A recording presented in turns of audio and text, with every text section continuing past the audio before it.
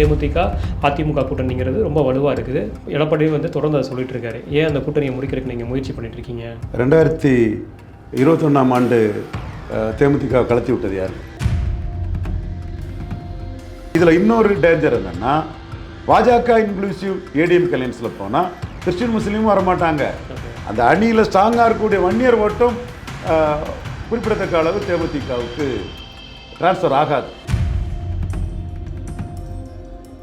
இப்போ திமுக வந்து தன்னோட கூட்டணி இன்னும் வலுப்படுத்துறதுக்கான வேலைகளில் தான் தேமுதிக உள்ளுக்கு பார்த்துட்டு இருக்காங்க. கண்டிப்பாக இழுத்துருவாங்க. இப்போ வரைக்குமே திமுக தேமுதிக கூட்டணி அமைத்த மாதிரி இல்லை. Yes, that's a point. India முழுவதும் ஒரு மாதிரி வியூகம் வகுத்த பாஜகவால் தமிழ்நாட்டில் ஏன் பெருசாக ஒரு வெற்றி பெறுவதற்கான வியூகத்தை அமைக்க முடியும்? இதை பற்றி நான் ஒன்றும் சொல்லதுக்கு இல்லை. மோடிக்கிட்ட என் ரிப்போர்ட்டெல்லாம் கொடுத்துட்டேன். மோடி 29 4வது முறை பிஎம்மாக வரணும். அதுக்கு எல்லா உழைப்பும் நம்ம செய்யணும். நேரடியாகவும் மறைமுகமாகவும் இந்திரா காந்தி குடும்பம், சோனியா காந்தி குடும்பம் கையில் அதிகாரம் பெறக்கூடாது. தமிழ்நாட்டில் என்ன சிக்கல்னு கேட்கலாம். தமிழ்நாடு சென்றுக்கு நான் சொல்ல விரும்பலன்னு சொன்னேன். என்றாலும் தம்பி திறமையாக என் வாயை பிடுங்குறதுல இருக்கிறீங்க. விடுங்க தம்பி, இதோட முடிச்சுக்குவோம். எடப்பாடி வந்து தொடர்ந்து அதை சொல்லிட்டு இருக்காரு. ஏன் அந்த கூட்டணியை முடிக்கிறதுக்கு நீங்கள் முயற்சி பண்ணிட்டு இருக்கீங்க அப்படின்னு கேட்டிருக்காரு. அதாவது தேமுதிக அதிமுக கூட்டணிங்கிறது ரொம்ப வலுவாக இருக்குது. அதை முறியடிக்க ஏன் இவ்வளோ முயற்சி பண்ணுறீங்க அப்படின்னு ஒரு கேள்வி முன்வைக்கிறாரு. 2021ஆம் ஆண்டு தேமுதிக கலத்தி விட்டது யார்? 4 வருஷம் தானே ஆகுது. யார் கலத்தி விட்டது? 4.25 வருஷம் ஆகுது. ஏன் பிரேமலதா விஜயம் அந்த மேலே ஒரு நியாயத்தை கேட்டாங்க.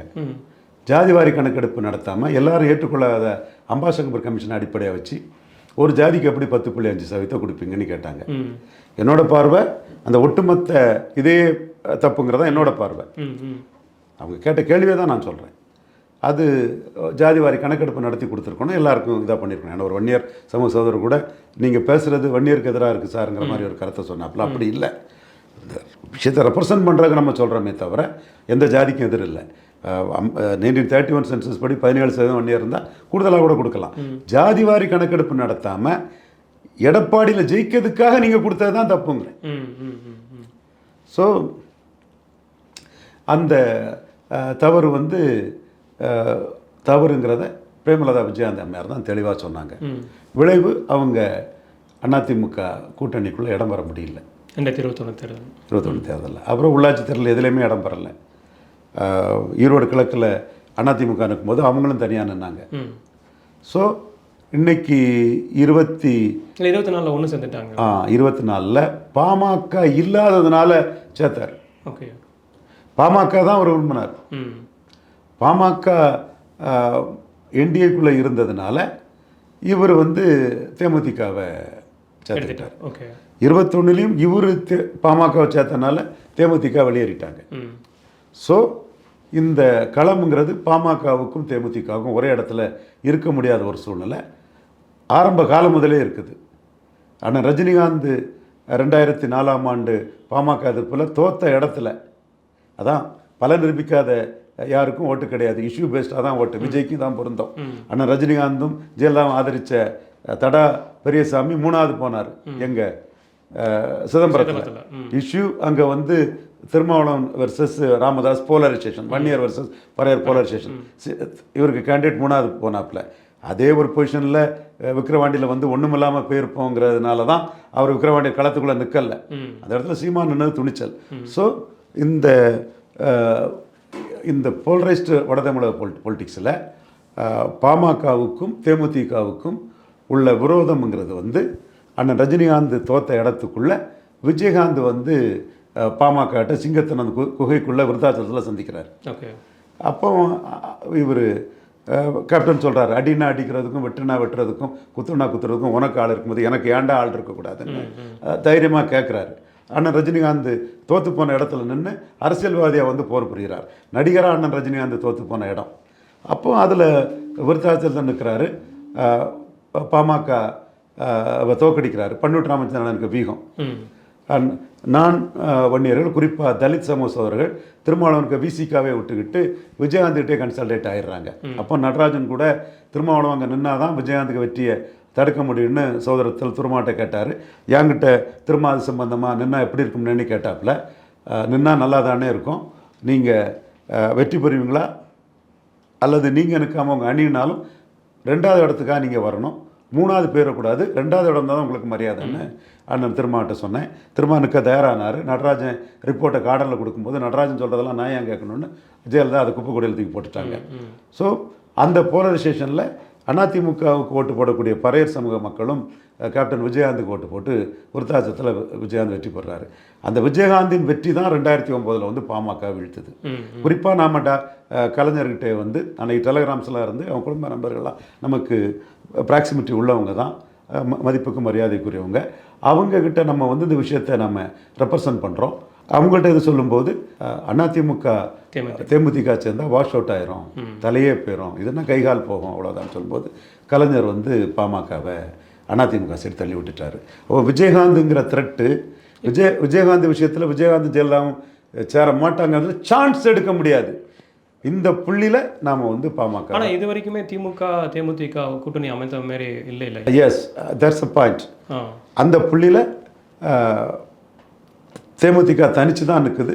ஆனால் பாமக எல்லா தொகுதியும் விழுந்துடுறாங்க. அதற்கு பிறகு பல அம்சங்களை 2014 ஒரே அணியில் வராங்க. 11 விஜயகாந்த் வந்து அவங்களோட போயிடுறாங்க. அதிமுக விஜயகாந்த் வட தமிழகத்தில் 15% ஓட்டை டிரான்ஸ்ஃபர் பண்ணுறாரு. தென் தமிழகத்திலலாம் அந்த அளவுக்கு டிரான்ஸ்ஃபர் பண்ணல, 6% ஓட்டு தான் டிரான்ஸ்ஃபர் பண்ணார். இன்னும் சொல்ல போனால் தென் தமிழகத்தில் 2009 11 திமுக அணிக்கு ஓட்டு அதிகம், ஒரு 50 தொகுதிக்குள்ளே. நான் லிஸ்ட் எடுத்து இப்போவே ஆய்வு பண்ணி பார்க்கலாம். இங்கே 15% ஓட்டை டிரான்ஸ்ஃபர் பண்ணி கொடுக்குறேன். ஆமாம், எலித்தவள நட்பாயிருது பாமக விசிக அலையன்ஸு. இனிமேல் இந்த பாமகவுக்கும் தேமுதிகவுக்குள்ள விஷயத்தையே பண்ணணும்னா 14 எல்லாம் ஒன்றா வராங்க, ஒரே அணியில் வராங்க. அப்போ விஜயகாந்துக்கு இன்றைக்கி அன்புமணியை பாராட்டணும், நன்றி உணர்வோடு அதை அந்த பிரச்சாரத்துக்கு வெற்றி காரணம்னு அன்புமணி சொன்னதை பாராட்டுக்குரியது. உண்மையிலே அன்புமணியை மனசார பாராட்டுறேன். அந்த இடத்துக்குள்ள பெரிய எம்ஜிஆர் ஜெயலலிதா மாதிரியாக்கும் தருமபுரியில் நின்று பிரச்சாரம் பண்ணி கொடுத்தாரு. ஆனால் பாமகவுக்குள்ளே ஒரு கோஷ்டி 14 சீட்டில் வன்னியரை போடலை, எல்லாம் நாயுடு போட்டிருக்காங்கன்னு பிரச்சாரம் பண்ணி வன்னியர் ஓட்டு தேமுதிக விழாமலே பண்ணாங்க. இது என்ன விட அந்த தேமுதிக உள்ள இன்னைக்கு தலைமையேற்றிருக்கக்கூடிய பிரேமலதா விஜயகாந்த் மேடத்துக்கு ரொம்ப நன்றாகவே தெரிஞ்ச ஒரு விஷயம். ஆனால் விஜயகாந்த் மனப்பூர்வமாக பிரச்சாரம் பண்ணார். இன்றைக்கி அன்புமணி அதை என்டால்ஸ் பண்ணுறதை நான் அன்புமணியை மனதார பாராட்டுறேன். அது ஒரு பெருந்தன்மையான விஷயந்தான், அது உண்மையும் கூட. அதுக்கு பிறகு 16 மக்கள் நல கூட்டணி. மக்கள் நல கூட்டணியை விட இண்டிவிஜுவலாக 214 போட்ட பாமக எமர்ஜ் ஆகிறாங்க. அதற்கு பிறகு இவங்களுக்கு இடையில் யார் பெரியவருங்கிற ஒரு பிரச்சனை இருக்குது. 2019 பாமகவை துரைமுருகன், ராமதாஸோட நெருங்கிய தொடர்பு கொண்ட துரைமுருகன் வந்து ஒரு டிமீன் பண்ணி ஒரு மாதிரி அவங்கள களங்கப்படுத்துகிற வேலையை அவர் செய்கிறாரு. இங்கே கேபி முனுசாமி அந்த வேலையை இங்கே பார்க்குறாரு, தேமுதிக பார்க்குறாரு. 21 இந்த இடஒதுக்கீடு பிரச்சனையில் அவங்க கலந்துக்க முடியலை, அதிமுக இடம் பெற முடியலை. ஓகே, இப்போ எடப்பாடி பழனிசாமி அதிமுகவுக்கு ஓட் டிரான்ஸ்ஃபரிங் கெப்பாசிட்டி இல்லாதனால 2011 29 சீட்டு ஜெயலலிதாவால் ஜெயலலிதா அணியில் மியூச்சுவலாக வெற்றி பெற்ற தேமுதிக, அதற்கு பிறகு அதிமுக கூட்டணியில் 4 சீட்டு 4 அவுட்டு, 5 சீட்டு 5 அவுட்டு. இனிமேல் அந்த திமுக அணி பெரிய அணி, ஸ்டாலின் கொடுக்குறது எம்பி போஸ்ட்டு எம்எல்ஏ போஸ்ட்டு. எடப்பாடிகிட்ட ஒரு ராஜ்யசபா வாங்கிட்டு என்ன ஆக முடியும்? நீங்கள் பாமக அந்த அணியில் இல்லைனாலும் அது நம்ம சின்ன அணியாக போயிடும். இப்போ 2024 கதை தான். வட தமிழகத்தில் இதுக்கு மேலே ஏறி போக முடியாது. கடலூரில் 27% தான், அதுக்கு மேலே ஏறி போகாது. பாமக இருந்தாலும் பாமக ஓட்டு டிரான்ஸ்ஃபர் ஆகுமாங்கிறது டவுட்டாக இருக்குது. இப்போ திமுக வந்து தன்னோட கூட்டணி இன்னும் வலுப்படுத்துறதுக்கான வேலைகளில் தான் தேமுதிக உள்ளுக்கு பார்த்துட்டு இருக்காங்க. கண்டிப்பாக இழுத்துருவாங்க. ஏன்னா இதில் இன்னொரு டேஞ்சர் என்னென்னா, பாஜக இன்க்ளூசிவ் ஏடிஎம் அலையன்ஸில் போனால் கிறிஸ்டின் முஸ்லீமும் வரமாட்டாங்க. அந்த அணியில் ஸ்ட்ராங்காக இருக்கக்கூடிய வன்னியர் ஓட்டும் குறிப்பிடத்தக்க அளவு தேமுதிகவுக்கு டிரான்ஸ்ஃபர் ஆகாது. இந்தியா முழுவதும் ஒரு மாதிரி வியூகம் வகுத்த பாஜகவால் தமிழ்நாட்டில் ஏன் பெருசாக ஒரு வெற்றி பெறுவதற்கான வியூகத்தை அமைக்க முடியல? இதை பற்றி நான் ஒன்றும் சொல்லதுக்கு இல்லை. மோடிக்கிட்ட ரிப்போர்ட்டெல்லாம் கொடுத்துட்டேன். மோடிக்கு விசுவாசி நான். மோடி 29 வெற்றி பெறணுங்கிறதுக்காக நான் உழைச்சிட்டு இருக்கிறேன். என் எண்ணம் செயலெல்லாம் அதில் தான் இருக்கும். மோடிக்கு என்ன தெரியும்? யாரோட வியூகத்தையும் நான் குறைச்சி மதிப்பிட விரும்பல. மோடிக்கிட்ட என் ரிப்போர்ட்டை கொடுத்துட்டேன். என்ன நடக்கும், யாது நடக்கும் எப்படிங்கிறத கொடுத்துட்டேன். மோடிக்கிட்ட நான் கொடுத்த பல ரிப்போர்ட்டும் கரெக்டாக வந்திருக்கு. குறிப்பாக 2024க்கு முன்னே அகிலேஷ் யாதவுக்கு முலாயம் சிங் யாதவ் மாதிரி எதிர்ப்பு இல்லைங்கிறத நான் கொடுத்தேன். இப்போ நான் தமிழ்நாடு சென்ட்ரிக்காக மோடிக்கிட்ட என்ன கொடுத்தங்கிறத பற்றி பொது வழியில் சொல்ல விரும்பலை. அது மோடிக்கும் பிஎம்ஓக்கும் இருக்கட்டும், அந்த விஷயங்கள் தெரிஞ்சவங்க வேணால் பார்த்துக்கிட்டு, அதை பற்றி கவலை இல்லை. அது கரெக்டாக வரும். அது யார் எல்லாத்தையும் மீறி கரெக்டாக வரும்னு எனக்கு தெரியும். அதே மாதிரி நான் 24க்கு முன்னே முலாயம் சிங் யாதவ் மாதிரி எதிர்ப்பு அகிலேஷ் யாதவுக்கு இல்லைங்கிறதான் ரிசல்ட்டில் தெரிஞ்சுது. இப்போவும் நான் மோடிக்கிட்ட 29 மையமாக கொடுத்து நான் கொடுக்க ரிப்போர்ட் என்னென்னா, மோடி 29 4வது முறை பிஎம்மாக வரணும். அதுக்கு எல்லா உழைப்பும் நம்ம செய்யணும். அதே வேளையில் எந்த காலத்தில் கொண்டும் அந்த இந்திரா காந்தி சோனியா காந்தி குடும்பம் கையில் அதிகாரம் பெறக்கூடாது. அதற்கு என்ன வியூகம் எடுக்கணுமோ அதைத்தான் இன்னையிலிருந்தே இந்தியா ஃபுல்லாக எடுக்கணும்.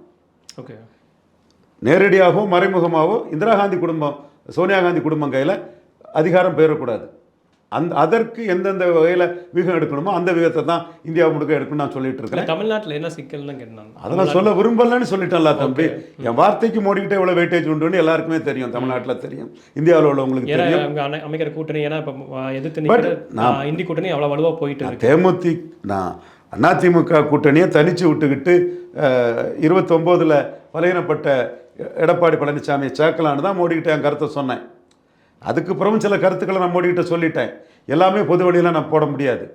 குறிப்பாக பொது வழியில் சில கருத்துக்களை சொன்னதின் அடிப்படையில் தான் எடப்பாடி பழனிசாமி ரேட்டில்ட் ஆகி மோடிக்கிட்ட வந்திருக்கிறாரு. அது நான் மோடிக்கிட்ட கிளைம் பண்ணுறேன். 20% வாக்கு கொண்ட ஒரு கட்சியை உங்கள் தலைமைக்கு கொண்டு வந்தது என்னோட வெற்றி தான். அமித்ஷா அதை சக்ஸஸ்ஃபுல்லாக பண்ணிட்டார். என்னோட கருத்தியலின் வெற்றி தான், நாலேஜ் ஒர்க்கின் வெற்றி தாங்கிறத மோடிக்கிட்ட கிளைம் பண்ணுறேன். எத்தனையோ இது நான் மோடிக்கிட்ட கிளைம் பண்ணிட்டு தான் இருக்கிறேன்.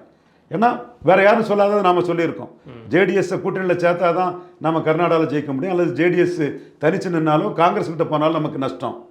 அதே மாதிரி ஜெயந்த் சௌத்ரியை நம்ம ஜாட் ஓட்டுக்காக கூட்டணியில் சேர்த்தா தான் லாபம், அல்லது அவர் தனிச்சு நின்னாலும் அல்லது அகிலேஷ் கிட்ட போனாலும் நஷ்டம். குறிப்பாக top of the all Mulayam Singh யாதவுக்குள்ள எதிர்ப்பு அகிலேஷ் யாதவுக்கு இல்லைங்கிற கருத்தை யாரும் இந்தியாவில் சொல்லியிருக்க முடியாது. நான் சொல்கிறேன். அப்போ நம்ம மோடிக்கு உள்ள பள்ளங்கள் என்ன வருதோ அதையும் நான் அலர்ட் பண்ணி தான் சொல்லக்கூடியவன். அந்த வகையில் நாம் தமிழ்நாடு சென்ட்ரிக்காக நம்ம பேசாமல் இருக்கிறதே நல்லதுன்னு தான் பிஎம்ஓலவங்களும் மற்றவங்களும் நம்மகிட்ட சொல்லியிருக்காங்க. என்னால் நம்மளால் பேசாமல் இருக்க முடியாது. மோடி நன்மைக்காக நாம் இங்கே என்ன எதிர்பார்க்கோம்னா, 2 சீட்டு ரெட்டால நின்னா 1 சீட்டு தாமரை நிற்கணும். அல்லது 2009 அத்வானியை கலத்தி விட்ட மாதிரி நம்மளை கலத்தி விட்டுருவாங்க. அந்த பொசிஷனுக்கு யாராலையும் மோடி ஆளாயிடக்கூடாதுங்கிறல மோடிக்காக நம்ம தெளிவாக இருக்கிறோம். பலமுறை மோடின்னு சொல்கிறதுலேருந்தே நம்மளோட எண்ண ஓட்டம் மோடிக்கும் தெரியும், பிஎம்ஓக்கும் தெரியும், எல்லாருக்கும் தெரியும். மோடிக்காக யார் நல்லது செய்தாலும் நம்ம அதை வரவேற்கிறோம். நிச்சயமாக. அப்போ வலுவான அந்த இந்தி கூட்டணி 2026லேயும் ஆட்சி அமைப்பதற்கான சூழல் அதிகமாக இருக்குது இல்லையா? அவங்க பலமாக இருக்காங்கங்கிறது உண்மை. மோடிக்கு அது தெரியும். ஓகே, அதனால தான் கனிமொழியை டெலிகேஷனுக்கு அனுப்புகிறார். என்ன காரணம்? நான் ஏற்கனவே அந்த காரணத்தை சொல்லிட்டேன். ஆல் இண்டியா சென்ட்ரிக்காட்ட நீங்கள் தமிழ்நாடு சென்ட்ரிக்கா நான் சொல்ல விரும்பலன்னு சொன்னேன். என்றாலும் தம்பி திறமையாக என் வாயை பிடுங்குறதுல இருக்கிறீங்க. விடுங்க தம்பி, இதோட முடிச்சுக்குவோம். நிச்சயமா. நன்றி, வணக்கம். நன்றி.